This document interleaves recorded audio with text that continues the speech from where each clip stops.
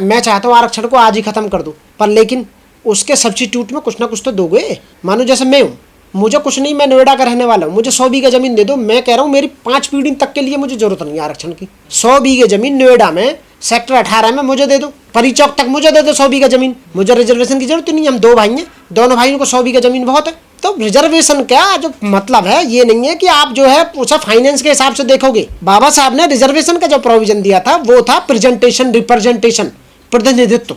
जब तक जातिगत आंकड़े नहीं आएंगे सामने, तब तक सुप्रीम कोर्ट के निर्देशानुसार सरकारें ये डिसाइड नहीं कर सकती कि किस आदमी की स्थिति कैसी है। जाति जनगणना होनी पड़ेगी, जातिगत जनगणना के आंकड़े आएंगे और उस जातिगत जनगणना में ये आएगी कौन सी जाति फाइनेंशियली रूप से मजबूत हो चुकी है, किस जाति के पास में 100 बीघा ज़मीन है, 50 बीघा ज़मीन है, किस जाति के पास में पेट्रोल पंप है, किस जाति के पास गैस एजेंसी, किस जाति के पास हाई स्कूल तक के इंस्टीट्यूट हैं, 12वीं तक के इंस्टीट्यूट हैं, BA, LLB, LLM, PhD तक के उनके अपनी यूनिवर्सिटी या इंस्टीट्यूट खुले हुए हैं।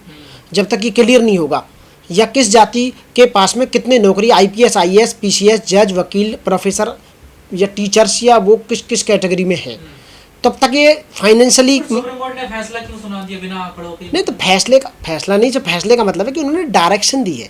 ऑलरेडी भारत के संविधान में भाग 4 में राज्यों के नीति निर्देशक तत्व है, direct principle of state policy, doctor Bhimrao Ambedkar ने जो संविधान बनाया उसमें पहले ही ऑलरेडी सरकारों को डायरेक्शन दी गई है कि सरकारों को ये काम करने होंगे।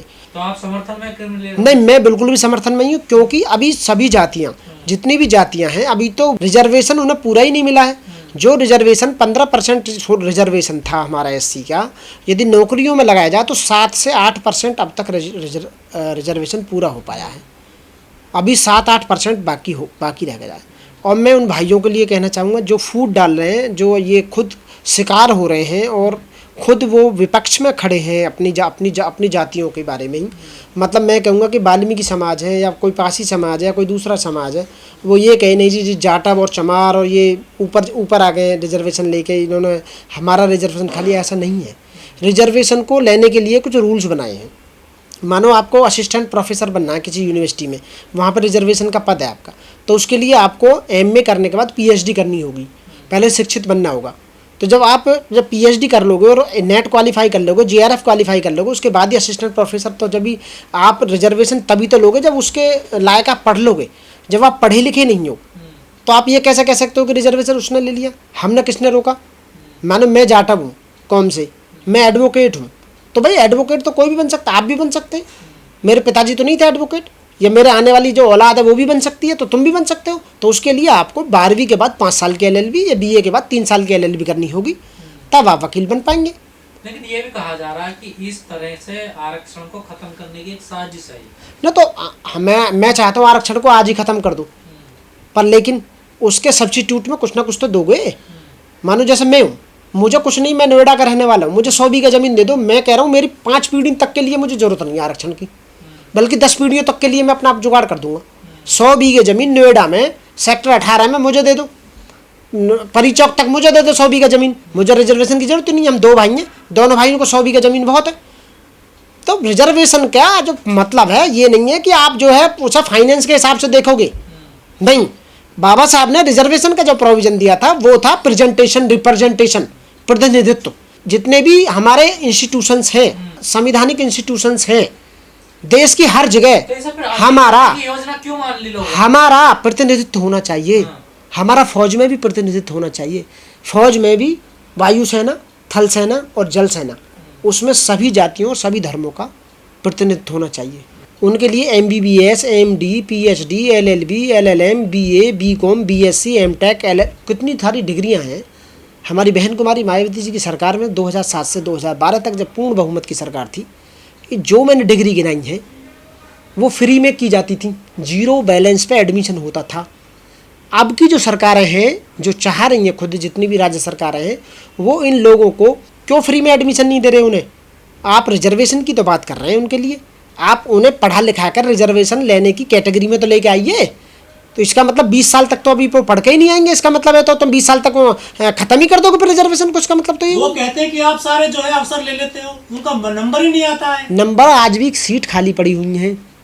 हम कब मना कर रहे हैं? HJS, higher judicial service, lower judicial service, और एक होती है हाई कोर्ट और सुप्रीम कोर्ट। तो जो सिविल जज जूनियर डिवीज़न की जो परीक्षा होती है वो हर स्टेट का पब्लिक सर्विस कमीशन के थ्रू होती है। वो उसमें पूरा रिजर्वेशन है। वहाँ जो पढ़ लिख के जाएगा वो सिविल जज बनेगा। उसके बाद जो हायर जुडिशरी होती है जिसको हर स्टेट का जो हाई कोर्ट है वो कंडक्ट कराता है, उसमें हर साल वैकेंसी निकलती है, लेकिन ये जानबूझकर उसे फिलअप नहीं करते हैं और कहते हैं there is no suitable candidate for this post, और 3 साल तक उसे खाली कर कैरी फॉरवर्ड का रूल लगा कर उसे जर्नल में लगा देते हैं, उसे जर्नल में कर देते हैं। तो कमी किसकी है? मतलब बाबा साहब ने कहा था कि हमारा संविधान कितना ही भी बढ़िया क्यों ना हो, यदि उन्हें चलाने वालों की मंशा में फ़र्क है, उनकी नीयत साफ नहीं है, तो संविधान को गलत साबित करेंगे। स्थिति वही आ गई है कि ये जानबूझकर अपलिफ्ट नहीं करना चाह रहे गरीब लोगों का। और जो रिजर्वेशन की बात करते हैं उसमें कहीं नहीं कहा गया कि आपको रिजर्वेशन इतने साल दिया जाएगा। नहीं, रिजर्वेशन का मतलब है कि जितनी जिसकी जनसंख्या है देश में उसका उतना अनुपात देश की हर संस्थानों में उसका रिप्रेजेंटेशन होना बहुत ज़रूरी है। यदि उन जातियों को अलग से आरक्षण मिल जाएगा उनकी जाति के संख्या के आधार पर, तो आपको दिक्कत क्या है? वो अपनी भर लेंगे अपनी सीटों को जितना उनको मिलेगा। हाँ, मैं सीटों की बात ही नहीं कर रहा, मैं तो रिप्रेजेंटेशन की बात कर रहा हूँ। हाँ। हर जगह हर जाति का रिप्रेजेंटेशन होना ज़रूरी है ना। जो पढ़ाएगा लिखाएगा वो लेके जाएगा। अब पढ़ाई लिखाई तो कर नहीं रहे और बात कह रहे हैं कि रिजर्वेशन भरेगा कहाँ से जब तक आप वहाँ तक पहुँचोगे नहीं। पहुँचने का मतलब है कि पढ़ाई लिखाई बहुत ज़रूरी है, उसके लायक होना बहुत ज़रूरी है रिजर्वेशन को लेने के लिए। तो क्या 70 साल में पढ़े लिखे नहीं है हम लोग? नहीं, जो नहीं पढ़ पाए वो नहीं ले पाए, जो पढ़ गए वो ले लिए उन्होंने। उसके बाद भी खाली पड़ा है आज भी 20 लाख पद सेंट्रल गवर्नमेंट और स्टेट गवर्नमेंट में आज भी खाली पड़े हुए भारत के अंदर। क्यों नहीं भर रही गवर्नमेंट? क्यों लोगों को लोन नहीं दे रही है? क्यों लोगों को लाइसेंस नहीं दे रही है? क्यों आज भी समाज की जो ज़मीनें हैं, मतलब उसकी जो ग्राम समाज की ज़मीनें आज भी खाली पड़ी हैं, लोगों के लिए रहने के लिए प्लॉट नहीं दिए जा रहे और एग्रीकल्चर लेने के लिए 10-10, 20-20 बीघे के पट्टे नहीं दिए जा रहे? क्यों नहीं बांटी जा रही ज़मीन? जनसंख्या का अनुपात में बांटनी चाहिए, जब तो रिजर्वेशन पूरा होगा। तो ये सरकारें जानबूझकर रिजर्वेशन को पूरा नहीं करना चाहती हैं और जो है उसे ख़त्म करना चाहती हैं। सरकारें आज की डेट में जो बनाई जा रही हैं वो लोगों को चूसने के लिए बनाई जा रही हैं। फैसला साजिश है, इसके पीछे कोई साजिश? बिल्कुल साजिश है, डेफिनेटली साजिश है। हर साल कोई ना कोई, आप देख रहे होगे जब से बीजेपी गवर्नमेंट आई है, एक ना एक ऐसी प्रॉब्लम खड़ी हो जाती है। लेकिन मायावती ने खुलकर इसका विरोध किया है, लेकिन अखिलेश यादव, राहुल गांधी जो संविधान के नाम पर वोट मांग रहे हैं वो तो बोल ही नहीं रहे। आप सही कह रहे हो।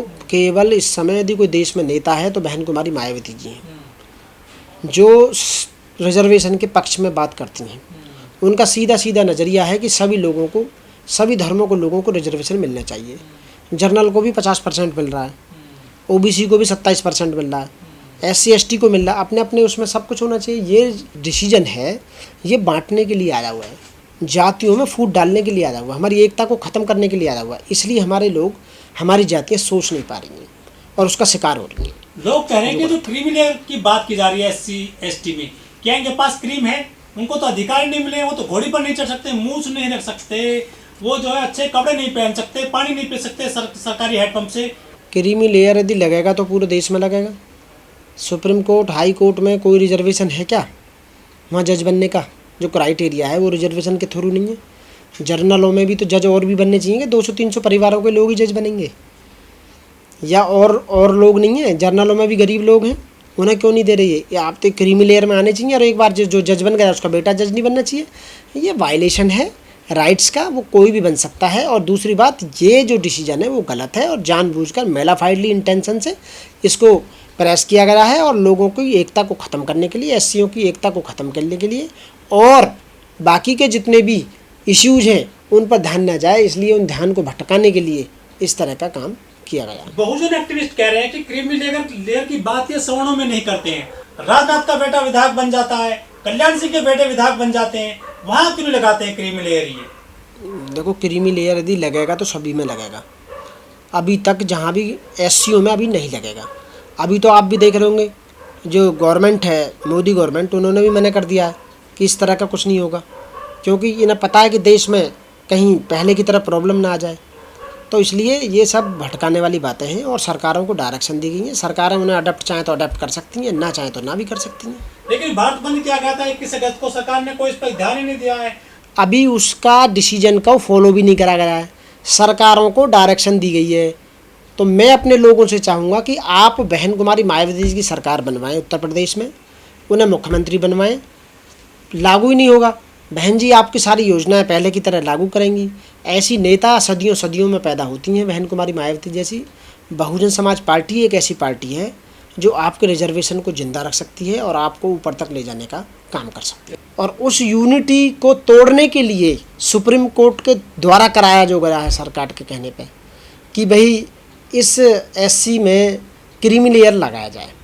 क्रीमी लेयर का मतलब है कि जो अब तक जातियां उसमें पढ़ लिख कर डेवलप हो चुकी हैं पूरी तरह से, जो कई कई पीढ़ियाँ 2-2 3-3 पीढ़ी तक नौकरी ले ली हैं और अपने बिजनेस हैं या अपना उनके फाइनेंशियली वो मतलब मजबूत हैं, तो मैं ये कहूँगा कि उसके लिए उन्हें सबसे पहले